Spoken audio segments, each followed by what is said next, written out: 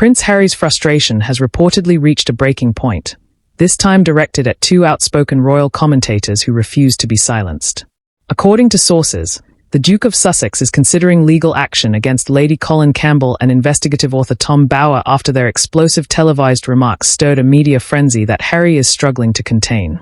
What unsettled him wasn't just casual gossip.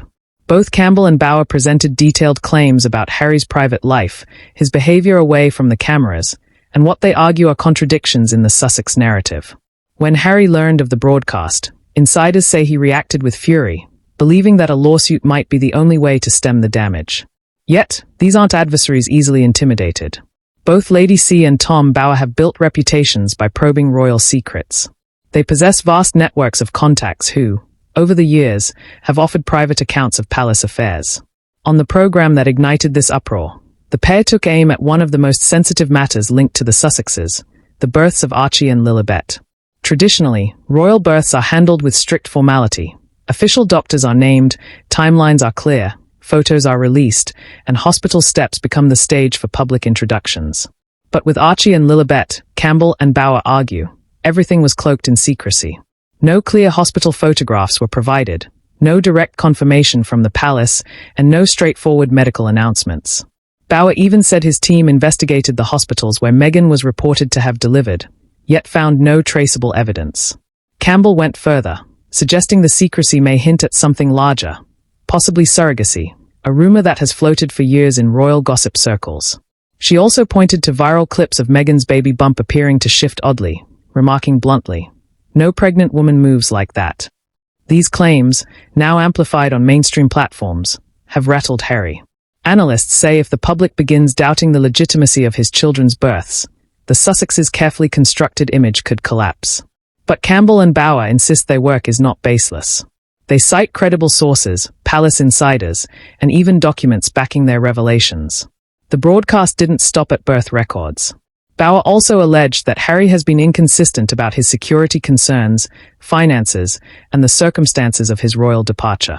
He accused the couple of manipulating the press to control their narrative, a tactic he believes is unraveling. Harry, for his part, has denied the claims and is reportedly preparing legal options. But Lady C responded with defiance. In her trademark style, she scoffed at Harry's threats, "Let him sue me."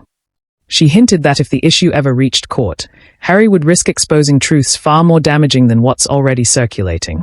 That boldness resonated with critics who view the Sussexes as overly aggressive in silencing dissent. Insiders suggest the stakes go far beyond tabloid drama. In royal tradition, legitimacy isn't symbolic. It affects succession, inheritance, and titles. If doubts about Archie and Lilibet grow unchecked, it could cast long shadows over the family's future.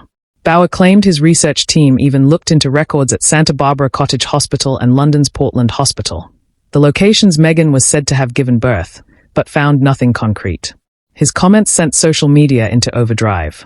Online users began dissecting old clips of Meghan while pregnant, analyzing them frame by frame for inconsistencies.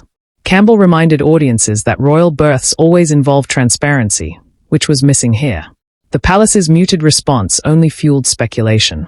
Instead of issuing denials, Buckingham Palace released a generic statement declining to engage in speculation, an ambiguity that many interpreted as suspicious. Bower tied these birth controversies to broader themes. He accused Harry and Meghan of weaponizing claims of racism and security concerns to fend off criticism. He also described their lucrative media deals as evidence of financial strain, suggesting the couple's brand hinges on protecting their children's image from public doubt. Campbell was even harsher, claiming Meghan married Harry expecting wealth and power, only to find he was financially reliant on the monarchy. Observers warn Harry is in a no-win situation. If he sues, he risks opening private records, exactly what Campbell and Bower are daring him to do.